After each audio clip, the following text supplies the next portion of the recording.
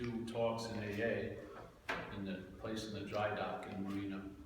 And I was really gung-ho because when I was introduced to these ideas about this certain area called inventory, my first 3 years, it was really exciting because they gave me a different understanding that I went to a big seminar, and in that seminar, I got a different understanding of the steps of AA than I had gotten by being in AA, yeah? And then so I brought that understanding back, and I started to get a chance to share it. So I used to do this 4-step workshop for many, many years. But then, because of the platform AA provided, you know, it brought a certain sense of stability to the action figure. It wasn't veering off the road every fucking day, you know, having tons of drama and unexciting, you know, like the boredom that looks exciting, you know, same old shit. Now my life was going somewhat okay. I wasn't getting arrested or getting run over by cars and shit like that. And so other possibilities can land. And so I heard another possibility of non-duality, you know, while I was living in the AA way. Now that possibility, in the mental states view, would say, all right, this is going to replace AA, but it's not the case, because AA is a way of life, yeah? And the action figure needs a way of life if it's a real addict and a real, let's say, drug. Yeah? Because a lot of people can get clean and get sober, they can't stay clean and stay sober because time goes on, yeah? So the conditions that were okay for you to be sober on Monday may not be there on Tuesday. You may have some drama, and then you want to get loaded. And there's really no defense usually against the first drink or the first drug when that parasite of alcoholism has you, in a sense, yeah? So we need a way of life. What this message did, I was in the way of life of AA, this message illuminated the fucking way of life, non-duality. It illuminated it. So it wasn't another path to illumination that was going to replace AA. It illuminated the path I was on, which was AA. So more light came into the topics that I was addressing. And the light didn't come from outside into the topics, it came from where I am into the topics, yeah? So I finally saw what has now become the last answer around my 9th year of sobriety, vaguely around that. And that is that the sense of self, this feeling of being the one who's seeing, the one who's hearing, the one who's thinking, the one who's feeling, the one who's acting, that sense of self was a foreign installment. You know? It was being produced by a foreign element. Yeah. Once I saw it as something other than me, a possibility showed up that was always latently available, but had never appeared in my head, which was, as soon as I saw self wasn't me, I could be free from it. And that was on the mark. Because what happened when I started to see I could be free from it, I saw that most of my life I was trying to be free as it. I was trying to be free as a self. You know? I was trying to escape self as a self. Like we say in recovery, self cannot get out of self. So I was in that dilemma for years. And when it switched from drugs to spirituality, it was the same dilemma. It was self trying to get out of self with another drug called spirituality. That drug is like if you get a real good hit, it's an epiphany. Yeah? Another hit, it would be a peak experience. Another hit, oh, I felt so clear. But it would diminish, and then you'd have to do something and get another hit. Just the same like every other addiction. Yeah? But in this addiction, spiritual addiction, there are no interventions. No one's going to walk into a satsang and say, hey, you got to leave. Put that book down. You can't go to another retreat.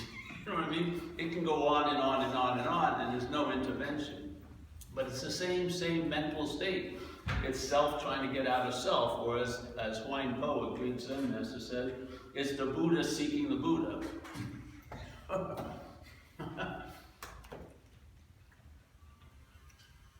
Now, if you see that possibly you're the Buddha, it makes no sense for the Buddha to seek the Buddha. It makes tons of sense for you and I to seek the Buddha if we think we're you and I. Because we fucking need relief, and maybe we think the relief is going to be represented by the Buddha, just like it used to be represented with cocaine, you know. But it's the same drive, and he's trying to warn us, hey, okay, you can't use the Buddha to seek the Buddha. So if you are the Buddha, yet you're looking for the Buddha, something must be in place to make that insane possibility seem like it's logical, which is there's an identification. So the Buddha is in the act of being identified as something other than the Buddha. That causes it to think searching for the Buddha would be a good idea. Yeah? Now what kind of correction would be needed? Just for the Buddha to realize it's not what it's taking itself to be. It doesn't need to look for the Buddha or affirm it's the Buddha. All it has to do is negate what it's taken itself to be. Stanley, let's say. So as soon as Stanley is seen not to be Stanley, what appears that's always been so is that you sense being the Buddha. And so now the Buddha, it absolutely makes no sense for the Buddha to seek the Buddha. That's finding the Buddha in a way. Not by looking for it, but by realizing you're not that which is looking for it. Yeah? That's the beauty of this message. That's the beauty of the message, because it takes time out of it, it takes distance out of it, it takes effort out of it, because your inherent condition hasn't changed one iota throughout every moment you've ever passed through. And in a sense, if you see what you're not, which is Matt, you will find out you're the Buddha. Yeah? And now, instead of looking for the Buddha or seeking the Buddha, you'll be the Buddha. Yes? Much, much clearer, much cleaner. And you're never going to unbe the Buddha. Yeah. So, the story that you weren't the Buddha will be dismissed. The story that I hope I'm going to become the Buddha is dismissed. And the idea that you're not the Buddha gets dismissed. And guess what? You're the Buddha. Now, it may not look so great, but the fact is you're the Buddha, maybe masquerading as Paul in this story, but the fact the masquerade, the mask never has become your original face. Yeah? It's sort of like this. We like to use this thing of, let's say there was one sense in the world. You only knew this event by one sense, let's say touch, yeah? This is how you knew things, is by touching things. So, let's say in this world of touch, there's a scripture about what would heaven be like. And heaven would be like being immersed in a sea of rose petals. It would be so fucking soft and everything like that. So you're a true believer, you've read the scriptures, but you don't know it. There's a thick, crude glove on your hand, so everything you feel gets translated through the glove. So no matter how soft it is, when you feel it, it doesn't feel soft because it goes through the glove. And the glove is rough, so everything gets translated as rough. So you may believe, and you may be a zealot about heaven in this dogmatic religion, but you've never had the sense of it. Because even when you've always been in heaven, all the rose petals have always felt rough, because the glove is translating the experience, yes? What would happen? The hand doesn't have to try not to be the glove. It just sees it's not the glove, yeah? And if it's not the glove and the glove pulls off and then it touches the petals, it doesn't need the scriptures anymore. It has a sense feltness about it. It's felt the softness of millions of rose petals. Nothing can take that away. Nothing is going to dismiss that. In a sense, that which can never forget will never forget that. Yeah? The whole point we're speaking about, and this is what AA says, people don't translate it this way, but in page 64, you're in recovery too? Yes. So on page 64, recovery, it has a statement right before we do the inventory, and it says being convinced, and that's beautiful because it doesn't say you were convinced, and it doesn't say, well, I hope you will be convinced. It says being convinced. So right now, I'm in the state of being convinced of what? That self has defeated us. That's it, all right? I'm being convinced right now, life is convincing me right now that self, my sense of it is a feeling of being a long-lasting, independent, separate thing that is a doer of shit it has nothing to do with, that it's the seeing of everything, which has never seen a fucking thing, yeah? So, all right, being convinced that self, manifested in a lot of ways, is what has defeated us. We're the us, yeah? We're the us, and and he's talking about, let's say, a foreign installment, let's say a diabolical intelligence, or I like to call it a parasitical movement. As long as you can picture it as something other than you, because if my conjecture is true that the real problem is the act of being identified as a self, which is a verb the mental state is in right now. The mental state right now is in the act of being identified as a self.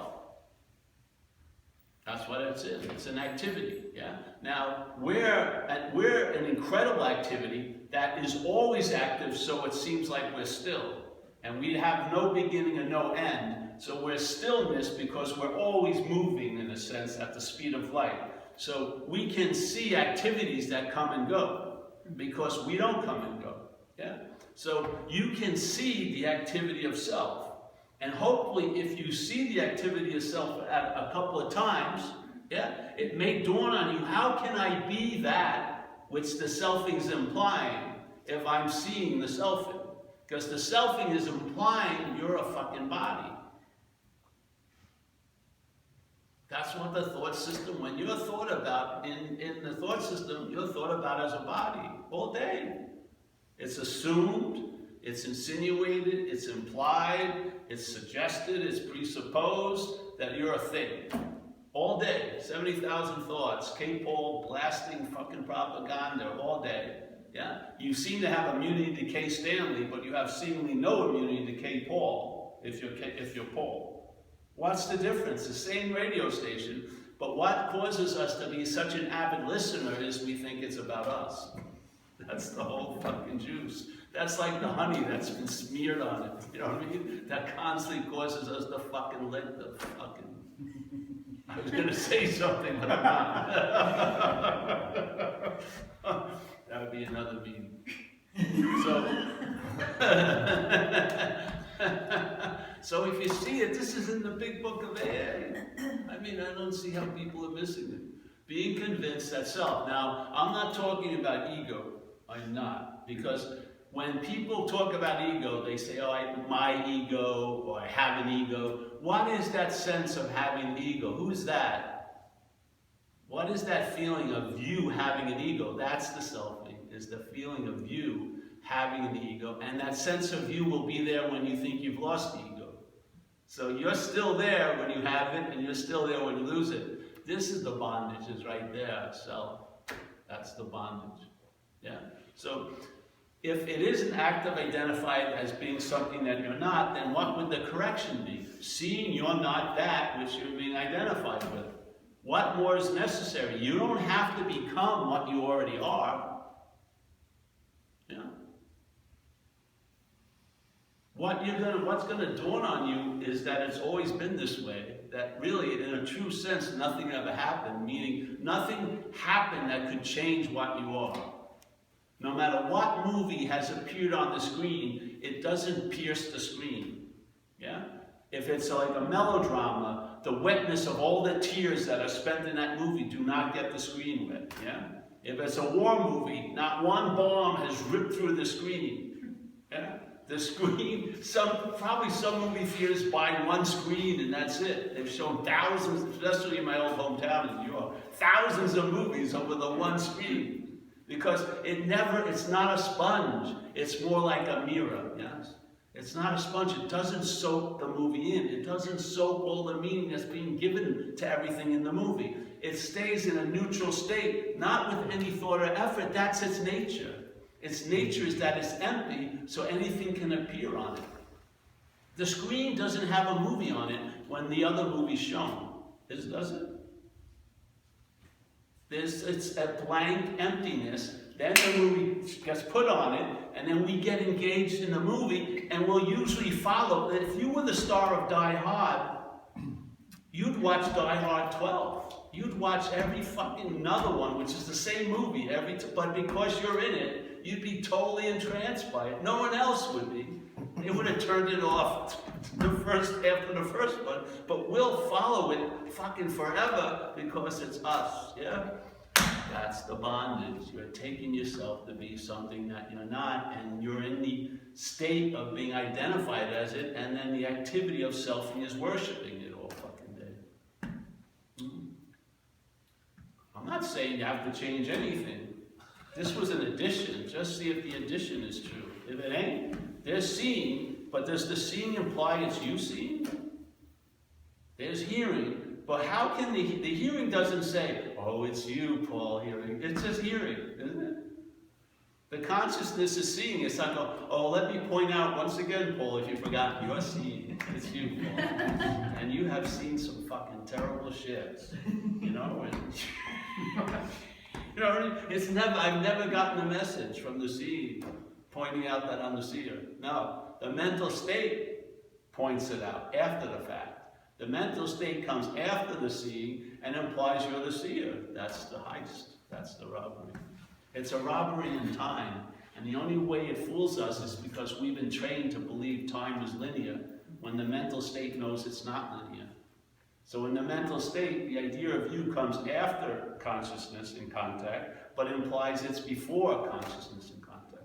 That's what it does. That's the activity. It doesn't ever complete the mission, so it's always in the act of being identified as a self, because it's never going to culminate into being a self. Yeah?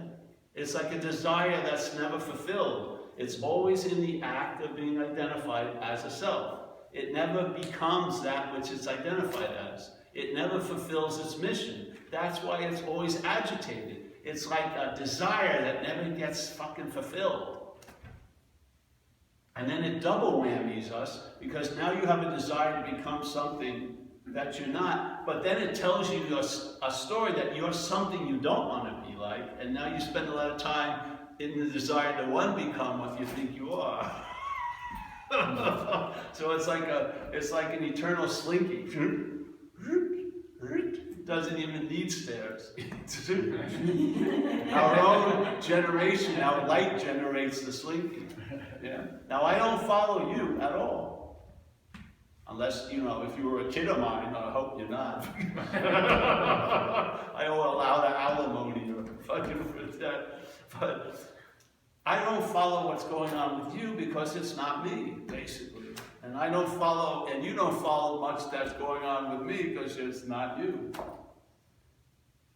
So the thoughts that when you come over to my house and bitch about, I'm totally bored stiff of them. I say, how can you not see that's what's not happening? But the same thoughts, if it held in my theater and it's pictured as me, I'm fucking entranced for 30 years. So it's not the movie, it's the audience. It's us, yeah. So we have an acronym in recovery, false evidence appearing real, FEAR. So why do we just stop? Why would you want to put a period at that? Why don't you just entertain what the fuck it means? It may really download a lot of good information. So false evidence is appearing real. How the hell then can that happen? How can false evidence appear real? It would have to appear real to what's real, yeah? So a lot of what's going on in our heads, it's not in the head, you know, we call it the head, it's in some fucking field, mental field. But what's happening in there is a lot of false evidence, like they're out to fuck with me, they're not, they haven't thought about you in years. Or, oh, I'm gonna have this or that, you don't, and you probably won't, yeah? So it's a lot of false evidence, and it can't appear real. It can't, but it can appear real to you. Which to me implies we're reality. If I can resurrect something false and allow it to appear real, I must be the reality. Where else is it getting the sense of reality from? I must be lending it. I must be buying the advertisement. And like I have it with certain situations, misperceptions, they seem to be old, like they call them in Hinduism, samskaras, deep mental grooves, where when I'm in love, let's say, and it's really a significant person, there's a lot of misperceptions can arise, where I start thinking they're setting me up to fuck me, stuff like that, and there's no truth in it whatsoever, but there's no need for any truth. The false evidence has appeared real for so long, it seems to just appear real like that. And now you're in the mix, and then you're trying to get every fucking skillful means to apply it before you put your foot in your mouth. But they don't fucking usually work, so you have to go to the next level, like harm control or damage control. You know, so I'm not gonna really fucking say what I want to say, whatever. But that's false evidence appearing real to the point where it motivates an action out of us. And you know what happens when we take an action? You know, when we make a decision based on self, it usually puts us in a position to be hurt. Or it sets off trains of circumstances that bring us misfortune we feel we don't deserve. But then we set the ball in motion, of course, because we believed false evidence. We took it to be real. Yeah? And as soon, I'm telling you, if you're in recovery, you know, whatever the hell's going on in your little porno theater, it's not like when it gets vast, you know, mass distribution, like when you act on it, fucking people, so like you're with this woman for years and you've thought maybe 50 times, I hate this mother, I hate this woman. But that one night you say it to her, now you may go home and watch a movie and forget about it, but she doesn't. And then she calls all her friends and they don't. So now you're tattooed by that one fucking false evidence got out, and it made a lot of mess in your life. Some of us, we're like in the hallway of shitting fans every day. We're fucking shit's firing because we're totally based on misperception. Because we're based on a misperception. We're taking ourselves to be something that we're not. So we have no defense against the other misperceptions that actually reinforce the first misperception.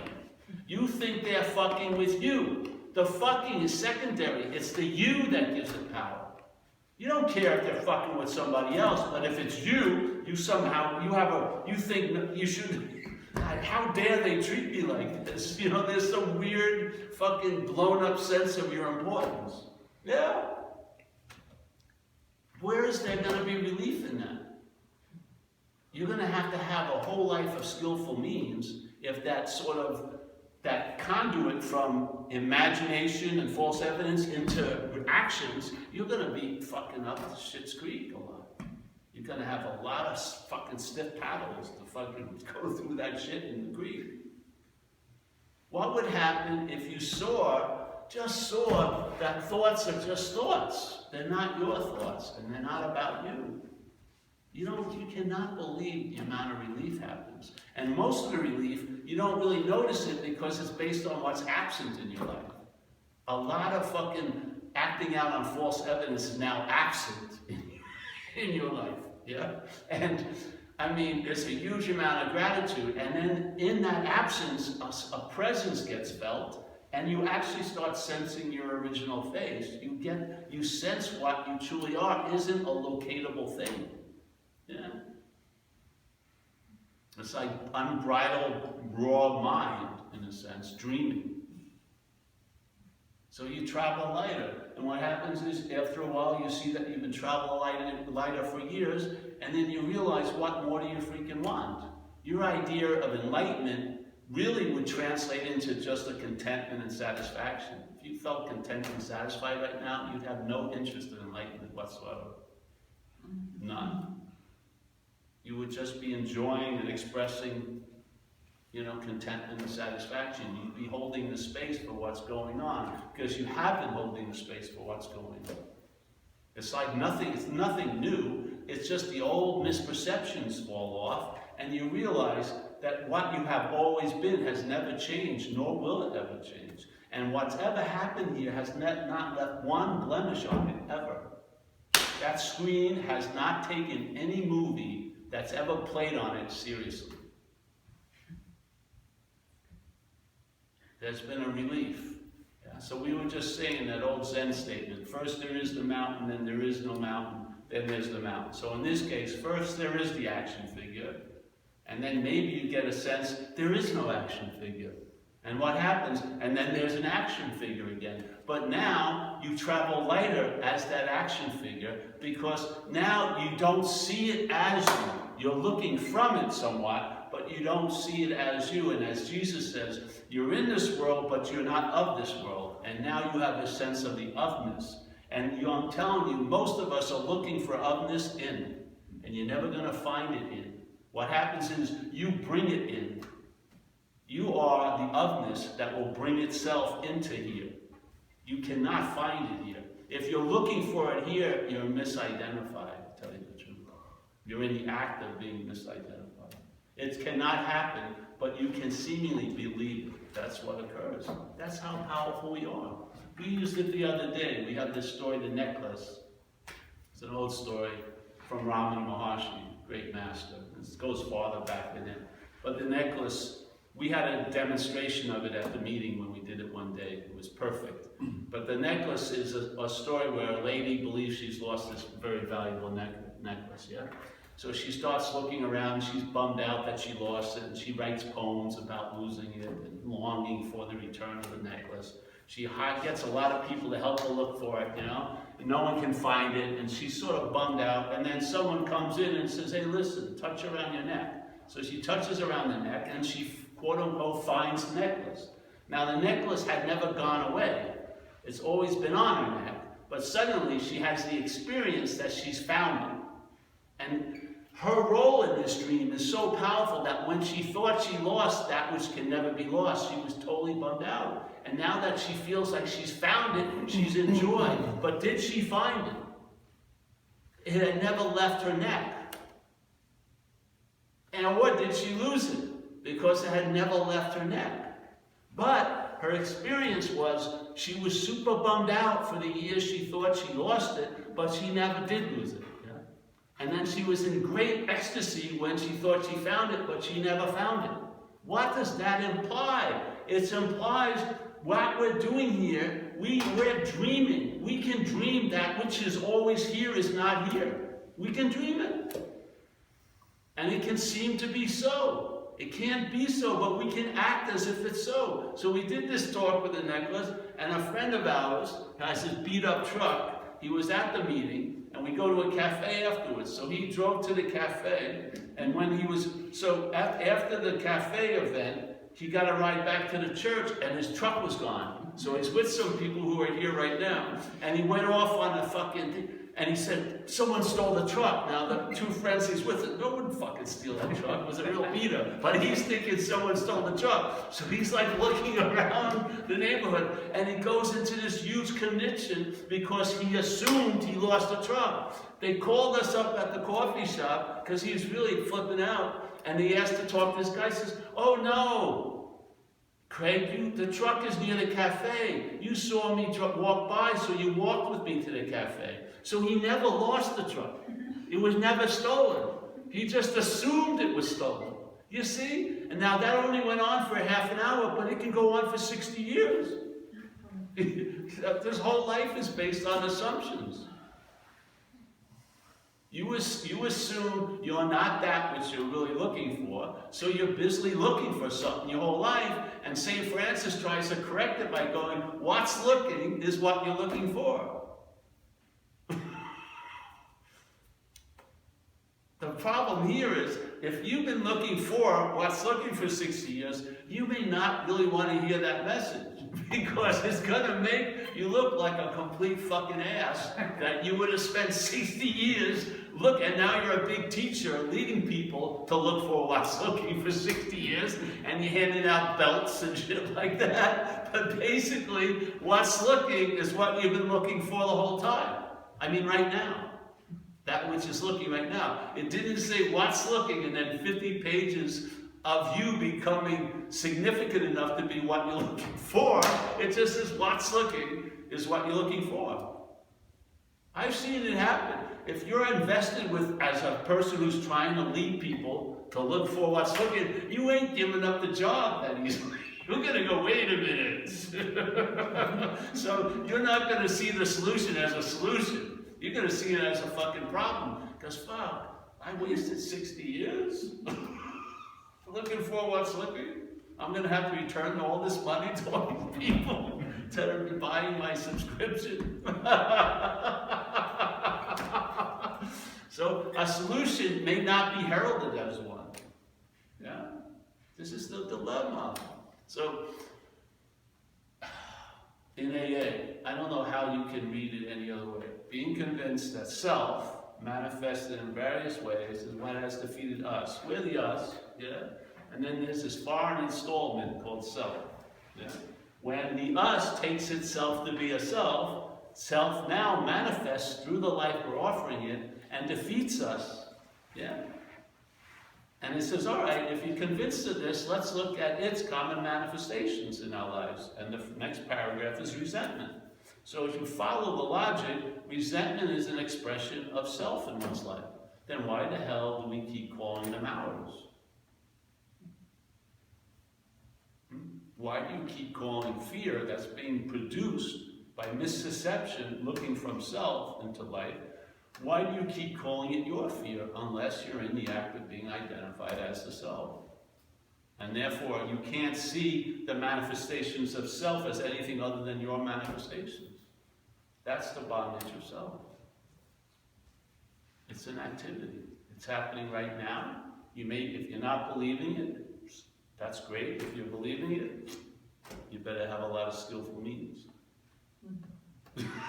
Because there'll be consequences, for sure. Lots of them.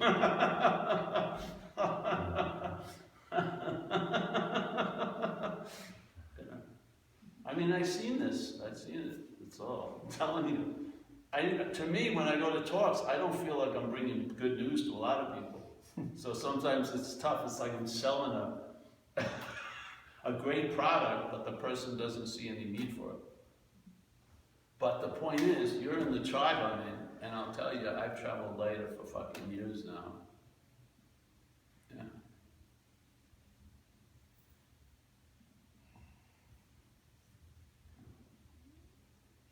Main topics of my life that were such a drag for the action figure have been undone. It's amazing how much reclamation has occurred with very little thought or effort on my part, you know. I feel directed. I don't feel like I'm changing anything. I feel like I'm under change constantly. That which can be changed is constantly changing. And I've hit points where I thought, oh, none of this could ever happen, and they've been happening. So I call it love, really. Because love won't let you hide in that frozen tundra called misperception and false evidence appearing real, and in the realm that you and you alone can go to what's not happening. It brings you out of it. It doesn't have phony compassion. It's just gonna pull it out of you. Yeah, it's just gonna keep bringing shit up so that frozen shit can get thawed out, and now you'll feel the energy right now. Yeah, you'll feel the presence, like we say on page 60-something. You'll sense a new presence. Yeah, you'll sense a new power coming in, and you'll sense the presence. That's exactly what happens. You are what you've been looking for. The seeker is the sought.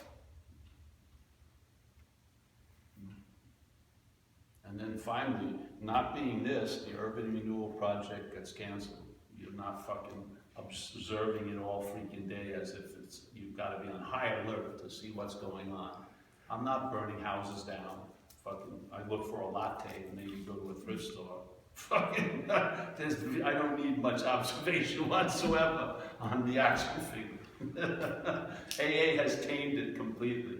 I'm in a little pasture, I just graze. I'm like a free-range alcoholic. I just run around, come in here, go there, you know, everything's fine.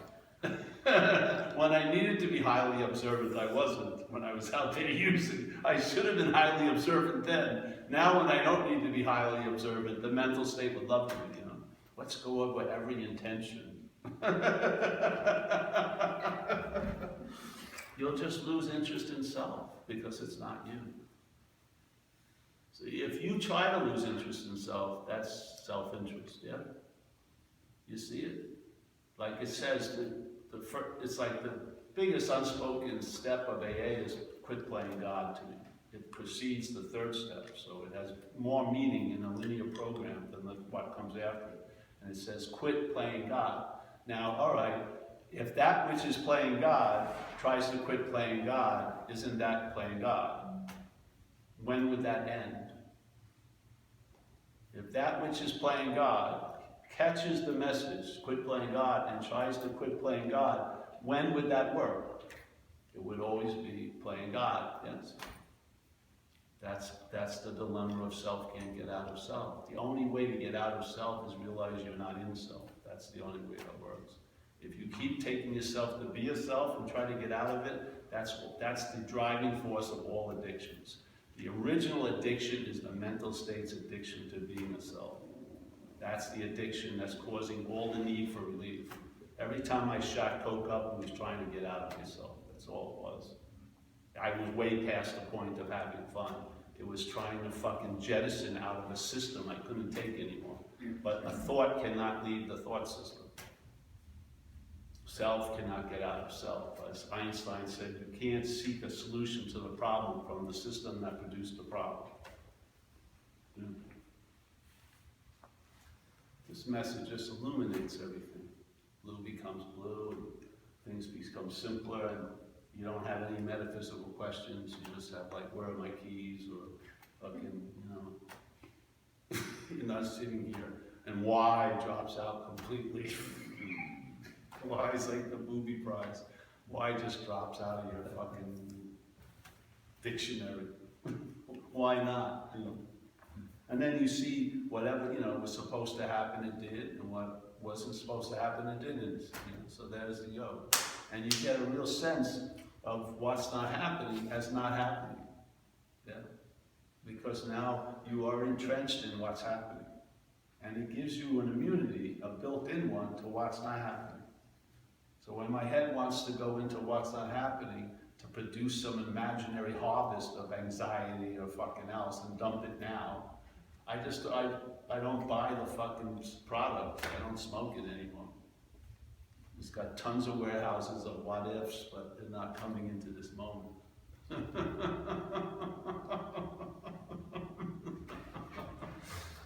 Yeah.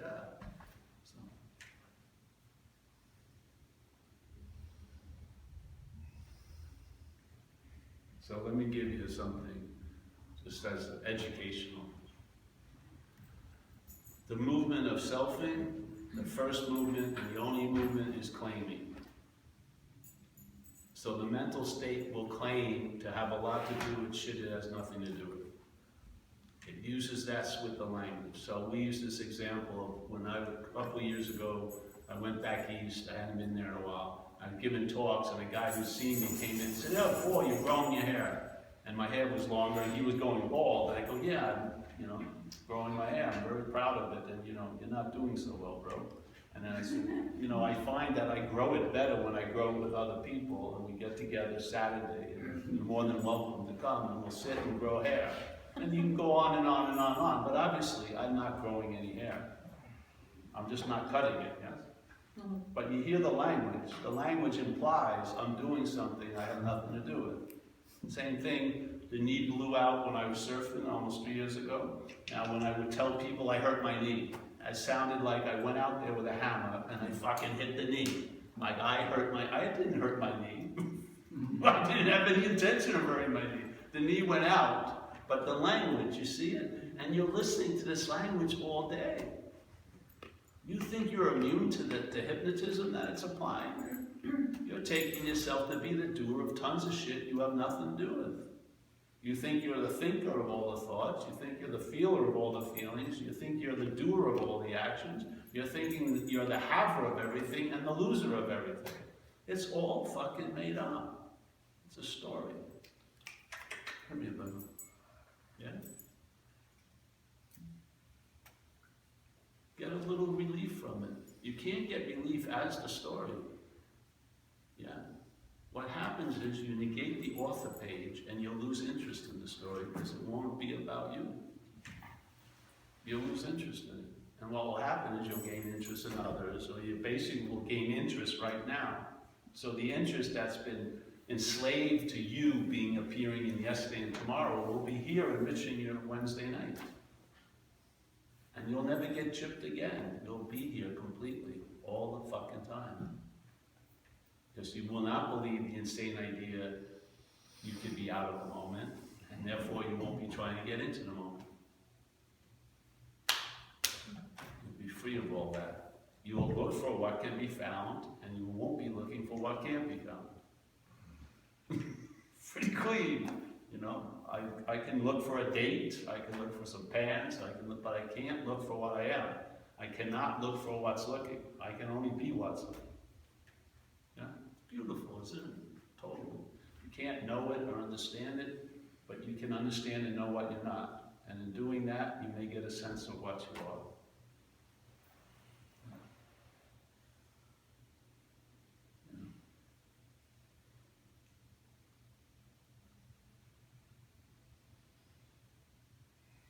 And then that pause we have in AA will become much more available. You won't think a pause is happening to you. You are the happening of what you are as a pause. Yeah? That's what it is.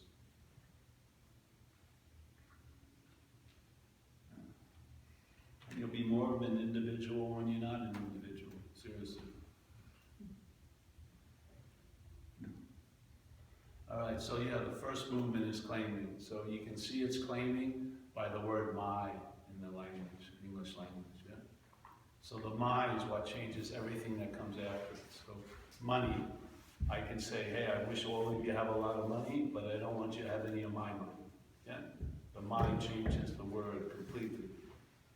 Girlfriend, everything's great, having a good time. My girlfriend up on stalking charges 3 months later. Yeah, the my changes everything. That's us, that's the mental activity. Claiming life and then interpreting it in a different way than you would see it if you weren't looking from there. That's the robbery. Yeah? So now, let's say there was a parasite that was very hostile, and you would imagine you call alcoholism a hostile parasite, wouldn't you? Addiction. It's not very friendly to the host. Yeah? So it knows that. So if alcoholism was a bug and had like 50 fucking fangs and talons and landed on you, you would knock the fucker off every time. Thousands of times you would knock it off. So the parasite of alcoholism has to have a great strategy because it knows its hostility will not be put up with by the host. But what would happen if the parasite convinces the host that it's the host? So now, when the parasite talks, you think it's you talking. Yeah? So now, you're basically living for the parasite. You're not living for what you are, you're living for what you're not. Yeah? And you'll never be able to entertain, you'll entertain freedom, but you'll entertain freedom as the parasite. That's the beauty of the message. When you see you're not the parasite, you'll entertain that it's freedom from the parasite. Or as in AA we say, please relieve us of the bondage of self. There's no bondage to self, there's no self to be bound to. The bondage of self is an activity. Please relieve me of the activity of self. Yeah? So that I can be of better use to myself and others, and so on and so forth. And then it says, again in recovery, abandon yourself to God or the higher power. Now, how can you abandon you? Like when I was out there, I abandoned cars. Yeah? You run into a tree, you had no license, it was a beater, you just fucking walk away. Like I did it on Market and Castro. Just walked away, me and my friend, and fuck it. See, I can abandon that because it's not me. Yeah? So if you listen to this in a new way, abandon yourself. So abandon self, and because the self is working, there's a sense of claiming, so you think the self is you or yours, yeah? So it's abandon your, which is the activity of selfing self. So you could leave self and walk away. You would abandon it, just like I abandoned that car at Castro and Market. Yeah? That's what it's talking about. You can abandon something that you're not. You cannot abandon yourself. You'd still be there after the abandonment. But you can abandon what you're not. Yeah? I'm going to abandon this child. I'm going to abandon this book. I'm going to abandon something. But I cannot abandon what I am. Yeah? So if you read it in a different light, it makes total sense. Yes, fucking please abandon this activity. What does that mean? Lose interest in it. If you lose interest in it, when I lost interest in that car, I walked away and I abandoned it, yeah? I wasn't seeing it as my car, I was seeing it as a fucking drag, and the cops are gonna be here soon.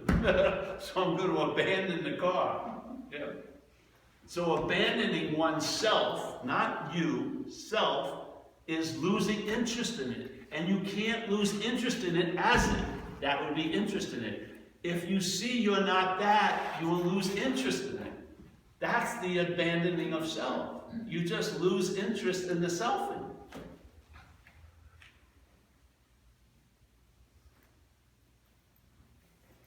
That works. You can't lose interest in self as a self. That's obsession with self. And that's what most of us are trying to do. We go to meetings all about losing interest in self, but all we talk about is self. That's obsession with self on another level. If you see it's not you, you'll lose interest in it. Just like if you come to me and tell me about your problems, they may bother me a little while I'm talking to you, but as soon as you leave, their effect is gone completely. Because they're yours. Yeah, I see it distinctly as not mine. What would happen if you applied it to what you're taking to be you? You would lose interest in it. Yeah? And yet you'd still be around, which is fucking cool. So, there you go. I gave it my all today. So I can't give any more. I can't explain it any clearer than that. I could, maybe, but I'm not. I mean, you just can, you can only chisel so much of the stone away. You got to imagine Michelangelo, yeah? You got to entertain. Let it go. Stop letting periods stop you. Commas and paragraphs. Let the mind fucking unfurl like a flag. Here's something like The Secret is a Sword, and sort of like, roll it around in your mental, your mind mouth, and just get a taste of it. Like when you used to eat, I used to like to eat olives and then suck on the pit for a while. And you'd suck this flavor out of it for hours, yeah? That sort of, to me, is like entertaining. You get the message, you walk around, and the mind will suck more information out of it. And it will download it. Let the mind get the message. It will regurgitate it and download it in you. So it will fit your fucking crazy way of seeing things.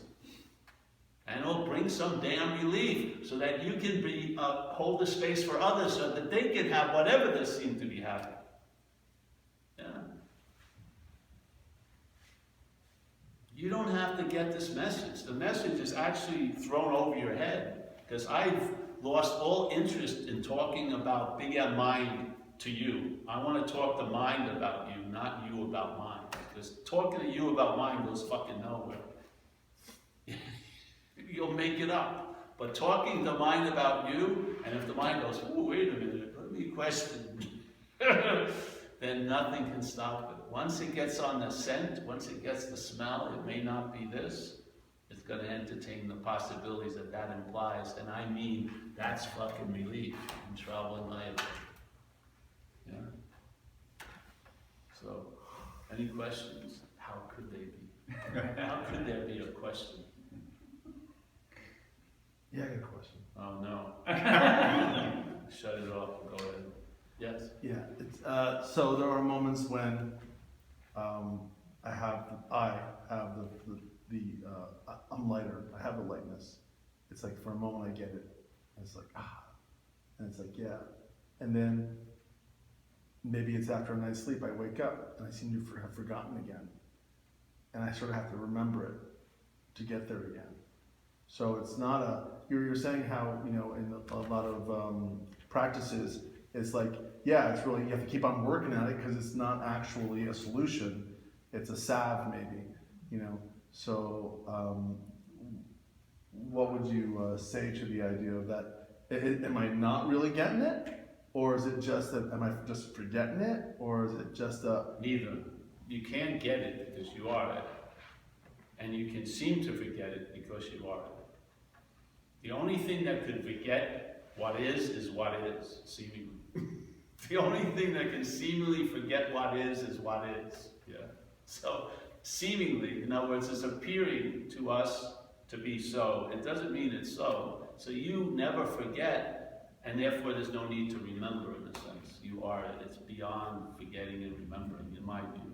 But see, we keep believing when the mental state claims an activity and says, oh, I had it last night, now I've lost it. It plays this game all day. If you lose interest in having it, you'll lose interest in the idea you lost it. Yeah. If you want only one side of the coin, you're still dealing with that currency. You've got to be able to go no on both sides. Yeah. You don't have to be, you'll learn, it'll happen. You'll see what happened with me, humbly. I went to this talk of this thing called satsang. That's what this is called, right? Association with truth. This lady was speaking, and something happened, I was there, and I raised my hand, I asked a question, or I wanted to just give a report. I said, I came in here, and I was observing, physical states, emotional states, mental states, but there was an assumption it was me observing them all. Hearing this message, I realized that was a mental state saying it was seeing the other mental states and this and that, yeah? So I caught the burglar. It still had the silverware, but I caught it. I could see the streaking out of the house. That was the closest I'd seen it in a while. And so I entertained what she said, and then I read some other books, and then the aperture opened up even more, because let's say clarity would come up, and then my head would say, oh, I'm getting very clear. And then I looked at that, and the assumption is it's truly the real authentic you saying it's really clear. But it ain't. It's still another mental process. And this happened about 7 times, so the aperture kept going like this. After the 7th time, it was like the 100 monkey syndrome. My head got it. So what's going to happen is the mental state is going to arise after you, because you don't arise nor depart, and it's going to claim to be you. Yeah? That's what it's going to do. You're wasting time trying to convince it to do anything else. That's its programming. It's going to follow its programming until the fucking thing shuts off. Yeah. So it gave me 7 examples of it. I didn't need any more. My head just went, woo! Oh, all right. So whatever's arising, saying, oh, I had it last night and now I've lost it, I don't see that as me. Yeah.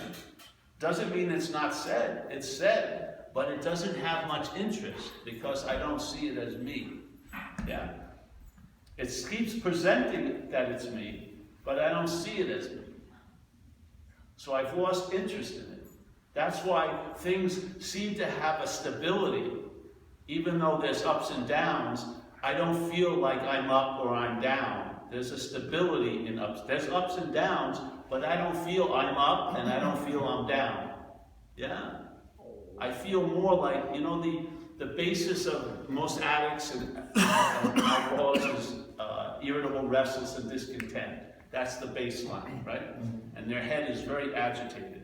This shifted that into an ease and comfort or contentment as the new baseline. Now, so here's the one baseline, irritable, restless, discontent, and this has ups and downs. Yeah? But this limits the ups and increases the downs. This baseline says, oh, when something good's happening, it gets suspicious, it's not going to last in about 10 minutes. But let's say it has a feeling that feels a little icky, it says, this is the beginning of a lifelong depression. So you see, its thing is, it's going to elongate the downs and shorten the goods. This basis. So this is like, gets shifted up here, where this basis is, okay, enjoys the goods, but it's not huffing and puffing to blow them up into more, and it's sort of totally present for the downs, but the level is much higher. So you have ups and downs, but now your whole baseline has been elevated. You know what I mean? That to me is the traveling lighter. You don't escape from this or that, but the this or that is more in a more rarefied atmosphere, where the balloon can stay up longer, and then the lead weight doesn't go down as deep. Yeah? Because the true balancing has been moved up. Yes. Yeah, that's it. Hey Mike, can you shut that thing off?